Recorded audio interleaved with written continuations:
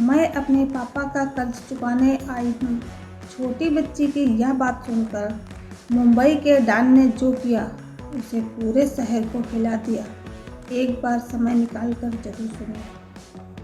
बारिश से भीगी उस रात में जब मुंबई की सड़कें चमकते काले शीशे जैसी लग रही थी और हर आदमी अपने घर पहुंचने की जल्दी में था, तभी एक छोटी बच्ची फटे हुए कपड़ों में भीगती हुई उस इलाके की ओर बढ़ रही थी जो इस शहर की अंधेरी दुनिया का सबसे बड़ा डॉन माना जाता था। लेकिन उस रात उस बच्ची को न डर था न संकोच। उसके छोटे छोटे कदम कांप जरूर रहे थे, मगर उसके दिल में एक अजीब सी हिम्मत थी, जैसे कोई अदृश्य ताकत उसे आगे बढ़ने के लिए मजबूर कर रही हो। वह सीधे उस बड़े से लोहे के गेट के सामने जाकर खड़ी हो गई, जहां दो हथियारबंद आदमी पहरा दे रहे थे।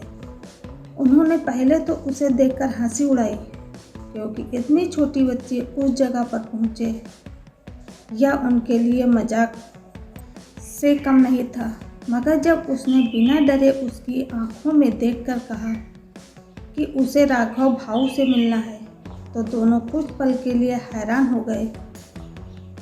उनमें से एक ने गुस्से में उसे भगाने की कोशिश की, लेकिन बच्ची वहीं खड़ी रही।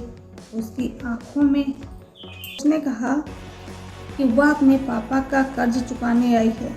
यह सुनते ही पहरेदारों के चेहरे का रंग बदल गया, क्योंकि यह नाम और यह बात सीधे उनके मालिक से जुड़ी थी।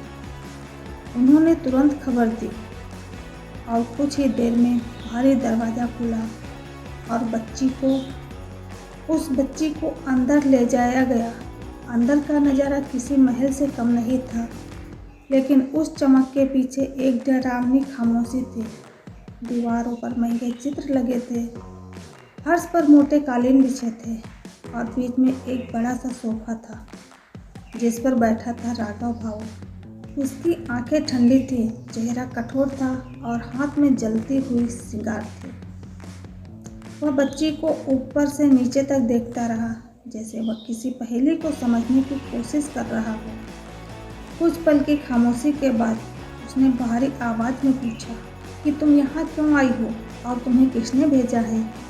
बच्ची ने अपने भीगे हुए बालों को पीछे किया और धीरे से बोली कि उसे किसी ने नहीं भेजा, वह खुद आई है, क्योंकि उसके पापा ने उसे कहा था कि अगर वह कभी मुसीबत में पड़ जाए तो राघव भाऊ के पास जाना, क्योंकि उन्होंने उससे पैसे उधार लिए थे और अब वह कर्ज चुकाना चाहती है। यह सुनकर वहाँ बैठे सारे लोग एक दूसरे की तरफ देखने लगे, क्योंकि कोई भी इस तरह सीधे आकर इस आदमी से बात करने की हिम्मत नहीं करता था। राघव भाऊ ने अपनी सिगार बुझाई और थोड़ा आगे झुककर पूछा कि तुम्हारे पापा कौन हैं। बच्ची ने काफी आवाज़ में कहा कि उसके पापा का नाम शंकर है, पहले यहाँ काम करते थे और अब अस्पताल में है। यह नाम सुनते ही राघव भाऊ के चेहरे पर एक हल्की सी हरकत हुई, जैसे कोई पुरानी याद अचानक जाग गई थी। शंकर उसका पुराना आदमी था जो कई साल पहले अचानक गायब हो गया था। राघव ने धीमी आवाज़ में पूछा कि वह अस्पताल में क्यों है। बच्ची ने बताया कि वह बहुत बीमार है और डॉक्टर ने कहा है कि अगर जल्दी इलाज नहीं हुआ तो वह नहीं बचेंगे और घर में पैसे नहीं हैं, इसलिए वह यहाँ आई है। यह कहते कहते उसकी आंखों से आंसू बहने लगे, लेकिन उसने खुद को संभाला और उसने छोटे से थैले को आगे बढ़ाते हुए कहा कि इसमें कुछ पैसे हैं जो उसने अपने खिलौने बेचकर और घर के सामान गिरवी रखकर जुटाए हैं, और वह यहाँ काम भी करेगी ताकि बाकी कर्ज चुका सके। कमरे में सन्नाटा छा गया। किसी को समझ नहीं आ रहा था कि क्या कहा जाए, क्योंकि ऐसी स्थिति उन्होंने पहले कभी नहीं देखी थी। राघव भाऊ उस बच्ची को देखता रहा। उसकी आंखों में एक अजीब सी चमक आ गई थी, जैसे उसके अंदर कहीं कुछ टूट रहा हो। उसे अचानक अपनी छोटी बहन की याद आई, जो सालों पहले बीमारी के कारण मर गई थी। क्योंकि उसके पास इलाज के पैसे नहीं थे। वह उस दिन खुद को कभी माफ़ नहीं कर सका और आज वही दर्द उसके सामने खड़ा था, एक छोटी बच्ची के रूप में, जो अपने पिता को बचाने के लिए मौत के दरवाजे पर आ गई थी। राघव भाऊ ने धीरे से अपने आदमियों को बाहर जाने का इशारा किया और खुद उठकर उस बच्ची के पास आया। उसने पहली बार अपने जीवन में किसी को इतने करीब से उसका पूरा इलाज कराया जाए। बच्ची यह सब सुनकर हैरान थी। उसे विश्वास नहीं हो रहा था कि जो आदमी पूरे शहर में डर का नाम है, वह उसके लिए इतना सब कर रहा है।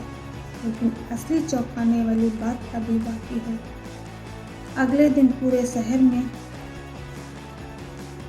क्योंकि कोई भी यह उम्मीद नहीं कर सकता था कि एक छोटी सी बच्ची एक खतरनाक डांड को बदल सकती है। कुछ ही दिनों में शंकर की हालत सुधरने लगी और वह धीरे धीरे ठीक हो गया। जब उसे पता चला कि उसकी बेटी ने क्या किया, तो उसकी आंखों से आंसू निकल आए।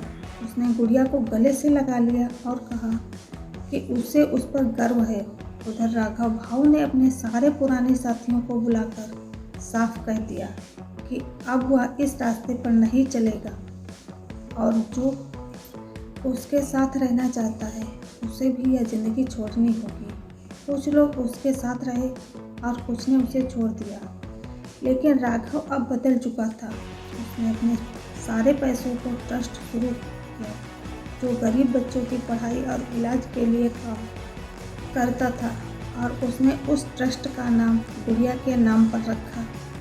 धीरे धीरे लोगों की सोच भी बदलने लगी और जो आदमी कभी डर का प्रतीक था, वही अब उम्मीद का प्रतीक बन गया। कई साल बाद गुड़िया बड़ी हुई तो वह उसी ट्रस्ट को संभालने लगी और उसने हजारों बच्चों की ज़िंदगी बदल दी। और हर बार जब कोई उससे पूछता कि यह सब कैसे शुरू हुआ, तो वो बस मुस्कुराकर कहती कि यह सब एक कर्ज की कहानी है जो उसने अपने पापा के लिए चुकाना था। लेकिन उस कर्ज ने एक इंसान की ज़िंदगी बदल दी और पूरे शहर की सोच भी। और इस तरह एक छोटी सी बच्ची की हिम्मत ने क्या साबित कर दिया कि इंसानियत कभी नहीं मरती, बस उसे जगाने के लिए एक सच्चे दिल की ज़रूरत होती है।